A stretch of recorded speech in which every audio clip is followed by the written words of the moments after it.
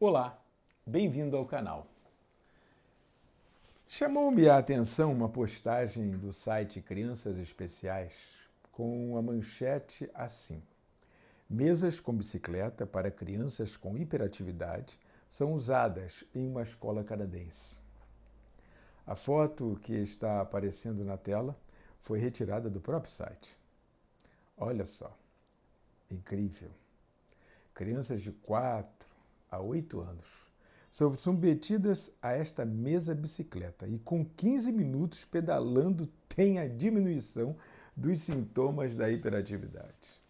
Impressionante. Essa novidade começou tem um tempinho, tá?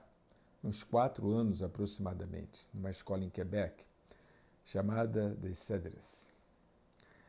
A ideia é que as crianças hiperativas mantenham-se em movimento, queimando a energia que, teoricamente, esteja sobrando. Esta inovação está sendo vista com bons olhos pelos profissionais de educação, podendo ser considerada uma terapia alternativa, veja só, diminuindo a quantidade de remédios para o controle do déficit de atenção. A mesma notícia nós encontramos no site razõesparacreditar.com, uma matéria de 4 de março de 2020, onde afirma que mais de 200 escolas no Canadá já aderiram à novidade. Bem, estas duas informações é só para introduzir o assunto deste vídeo, que será uma reflexão sobre TDAH, transtorno de déficit de atenção e hiperatividade. O meu entendimento, no âmbito da psicologia, não segue o pensamento majoritário sobre a questão das crianças hiperativas. Essa questão não é simples, é delicada, pois já existe um consenso formado de que TDAH é um transtorno psiquiátrico F90, descrito em detalhes no DSM-5, com uma sintomatologia muito clara. Mas o que não se leva em consideração é que os sintomas são identificados a partir de observações clínicas e não através de exames, o que fragiliza sua fundamentação, já que, se o fundamento está baseado na observação dos sintomas manifestos da criança, para sermos honestos, deveríamos considerar, além da criança, o meio em que ela está sendo observada. Quer dizer, sua casa, a sala de aula, a escola, a infraestrutura destes ambientes, como também a subjetividade daquelas pessoas que estão observando a criança. Mesmo aquelas crianças que já foram submetidas a um exame neurológico, devemos levar em consideração que, neste contexto, o exame específico apenas não será suficiente para o diagnóstico e todo o exame específico também está subordinado ao julgamento clínico do especialista. Bom, com tanta fragilidade para um diagnóstico diferencial preciso, percebo um certo interesse de que a infância esteja sendo patologizada, principalmente por parte desta ideia de mesa-bicicleta. Você há de convir que, numa sociedade capitalista como a nossa, sem escrúpulos, levantar esta hipótese não é um absurdo. Agora, me acompanhe neste raciocínio. Segundo Astrid Lindgren, escritora sueca do século passado, mundialmente reconhecida por sua contribuição na literatura infanto-juvenil, para usar literalmente suas palavras, escreveu assim: o fato é que o comportamento das crianças é determinado por sua percepção de si próprias e do mundo que a rodeia. Olha só, a percepção de qualquer pessoa sobre si e seu meio é o que determina seu comportamento. Então a afirmação está corretíssima. No entanto, vinda de uma escritora de histórias infantis, por mais consagrada que tenha sido, não tem o peso suficiente para resolver nossa questão. Vários outros pensadores do tema entendiam exatamente assim. Até que um psicólogo, pesquisador, professor universitário de cidadania alemã bateu o martelo sobre a questão e formulou o que conhecemos hoje como a teoria de campo de Kurt Lewin. Lewin foi um pesquisador classificado pela revista General Psychology como o 18º psicólogo mais citado do século XX. Sua maior contribuição foi a demonstração de que há uma interdependência entre o sujeito e o grupo em que está inserido.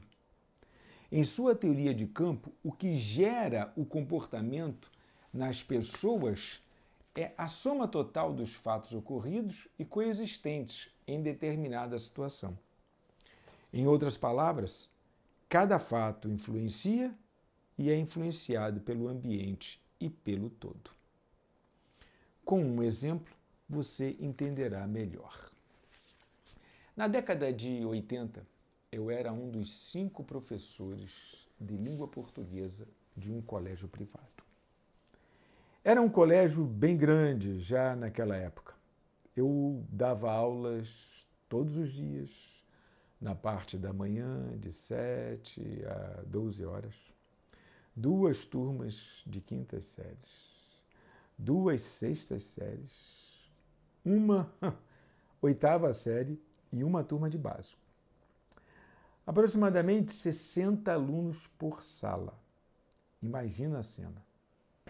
No horário do recreio, os inspetores ficavam super preocupados. As crianças corriam para lá e para cá em um imenso pátio. A brincadeira oficial era pique-esconde, pique-cola, pique-tá. Era uma correria só. Uma gritaria sem fim. Uma agitação. Após o recreio, principalmente os meninos estavam suados de tanto correr e se dirigiam às salas, agitando tudo e todos. Bem, no conselho de classe, cada professor tinha um tempo para expor sua percepção da turma, falar dos alunos problema e dificuldades. No conselho de classe, ganhava destaque a bagunça generalizada que a maioria das turmas fazia, principalmente a 5ª série, que contava com alunos de 9, 10 anos. As professoras falavam de seus estresses, que os alunos eram desobedientes, que não conseguiam dar aula, coisas assim. Eu ficava constrangido em dizer que em minhas aulas não havia estresse. Eu dava aula tranquilamente em todas as turmas, principalmente na 5ª série, que por vezes, várias delas, me elegia professor representante todos os anos. Qual era o meu segredo? Eu era legal com os alunos. Como assim legal, né? Como é que pode ser isso? Legal no sentido de que eu mantinha a lei e a ordem dentro de sala de aula. Os que sentavam na frente não eram atrapalhados pela bagunça dos de trás, porque havia um protocolo a ser executado se houvesse bagunça. Sabe o que eu fazia? Pois é. Quando eu estava apresentando a matéria, se alguém conversasse neste momento, sem estresse, eu pedia que o dito aluno continuasse minha explicação, pois se não estava prestando a atenção, é porque sabia toda a matéria. Quando alguém não fazia o dever de casa, tranquilamente era encaminhado à secretaria. Nunca gritei com nenhum aluno. Nunca entrei em sala de aula enquanto todos não estivessem sentados. Chegava à porta e aguardava até que o último estivesse sentado. Isso mantinha a turma dentro de limites razoáveis, da disciplina. O ambiente se tornava previsível. E se o ambiente se torna previsível, a ansiedade baixa. O aprendizado é potencializado. Neste contexto, os alunos se sentem seguros, o que permitia a boa convivência e a harmonia entre todos. Muito diferente das professoras que surtavam. Esta foi a sacada de Kurt Lewin. Quando você troca um elemento no ambiente, você alterou o campo psicológico. Então, o ambiente muda em relação àquele elemento, pois tudo é parte de um todo. Desta forma, tudo influencia e é influenciado. Isto quer dizer que, para cada professor, a turma se comporta de um jeito diferente. Então, mudar a nomenclatura dos alunos que anteriormente eram conhecidos como agitados, indisciplinados, bagunceiros, desinteressados, rebeldes, para TDAH, no mínimo, para mim, é uma forma de anular a influência do ambiente da sala de aula, da escola, como se o aluno fosse o único responsável e o ambiente a vítima. Voltando ao DSM-5, Manual Diagnóstico e Estatístico de Transtornos Mentais, que apenas descreve os transtornos, no capítulo F90, TDAH, após a seção Critérios Diagnósticos, existe uma outra seção que as pessoas geralmente não leem. Chama-se Características Diagnósticas. E eu quero ler essas características para vocês. Eu vou ler no próprio DSM. DSM-5 aqui. Aqui. Eu vou ler aqui no próprio DSM. E é logo no finalzinho desta parte que fala a respeito das características diagnósticas. Diz assim, sobre o transtorno TDAH. É comum os sintomas variarem conforme o contexto em um determinado ambiente. Sinais do transtorno podem ser mínimos ou ausentes.